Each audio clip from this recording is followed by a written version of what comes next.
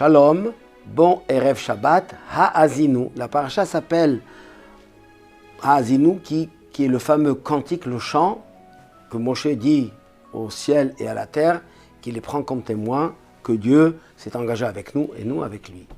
Et Ha'azinu, écoutez, entendez le ciel et la terre, etc. C'est la Shira, la fameuse Shira que Dieu dit à Moshe, écrit là, dans la Torah, mais la Meda Bnei Israël Sima Befiem. Apprends-leur et qu'ils la mettent dans leur bouche. C'est la Shira qui raconte, qui contient toute notre histoire. Et là, dit le texte, parmi les louanges du peuple juif, Imtsaehu be'eretz midbar. Dieu l'a trouvé dans la terre désertique. Il a trouvé le peuple juif dans la terre désertique et ils l'ont suivi. On pose la question, Dieu ne nous a pas trouvés en terre désertique, Dieu nous a trouvés en Égypte. C'était une terre belle, au contraire, très fertile, très verte, etc. Il s'agit sur le plan spirituel. Et Rashi explique qu'il s'agit du fait que Dieu nous a trouvés Ne'emanim, fidèles à lui. On s'est engagé à rester fidèle toujours. Et cette fidélité, elle se fait sur 3 niveaux, sur 3 plans. Rashi nous explique que c'est basé sur le texte, que Dieu est allé proposer la Torah aux nations avant de la donner au peuple juif. Les enfants d'Ishmaël, les enfants d'Esav, ils l'ont refusé. Et les Bnei Israël, ils ont dit, bien sûr, Naaseh v'nishma, on va faire, on va l'accepter, on va la comprendre plus tard, on va le faire. Et Rashi emploie 3 termes. On a accepté sa Torah, sa royauté et son joug. C'est 3 niveaux. D'abord, la Torah, c'est l'enseignement, ce qui est l'explication, l'étude de la Torah, et la pratique des mitzvot qu'on comprend, qu'on trouve logique et rationnelle. Et on a dit à Dieu, bien sûr, on va le faire. On va accepter. On va faire tout ce que tu me demandes de faire.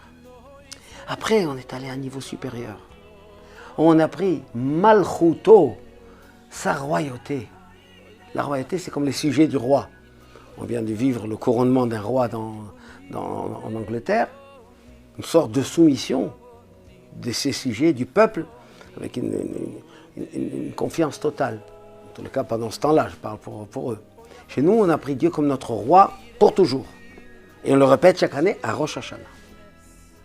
Mais la royauté, c'est logique. On voit la grandeur, la puissance, la protection aussi, les intérêts que ça nous apporte.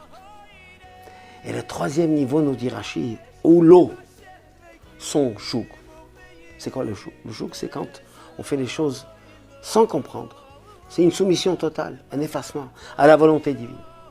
Et nous, les Bnei Israël, Dieu nous glorifie à nous parce qu'on a accepté la Torah et Dieu sur ces 3 plans. D'abord sur le plan de la compréhension, sur le plan de la logique, sur le plan du bien-être, de la philosophie, de tout ce qui est rationnel, l'intelligence qu'il y a dans la Torah. Et après, on accepte son royauté. Melech haolam. On dit toujours, Modani lefanecha melech chai vekayam. Tous les matins, je reconnais, je remets à toi, Dieu, notre roi. Mais le plus haut niveau, c'est quand il y a ce qu'on appelle dans la chassidoute un bitoul, un effacement, une annulation totale devant Hachem, où on fait les choses uniquement par soumission. C'est un très haut niveau, parce que c'est un niveau d'abnégation, d'effacement, de soumission. Et quand Moshe Rabbeinu nous dit, Dieu nous a choisis dans le désert, c'est-à-dire on était dans un état de désert. On atteint le niveau le plus haut où on a une soumission totale à la volonté divine. Et c'est ce niveau-là que nous avons atteint tous déjà, à Rosh Hashanah, à Kippour. Et on va l'exprimer dans la fête de Sukkot, si Dieu veut, dans la semaine, où on va sortir avec le lulav, le etrog, qui est une mitzvah très importante, mais qui symbolise la victoire, que Dieu nous a accepté notre couronnement, que Dieu nous a pris encore une fois de nouveau comme son peuple. Alors c'est très important de prendre ce lulav, ce etrog, dans les jours qui viennent, bien sûr, après Shabbat. C'est Sukkot, c'est dimanche soir. On va, la soukha bien sûr, et le lundi matin, dans la journée, on vient faire le lulav et etrog, le matin à la synagogue, ou toute la journée, vous le savez, on va partout pour faire cette mitzvah. Parce que c'est la traduction, l'expression de ces 3 qualités que nous avons atteintes au moment où nous avons reçu la Torah.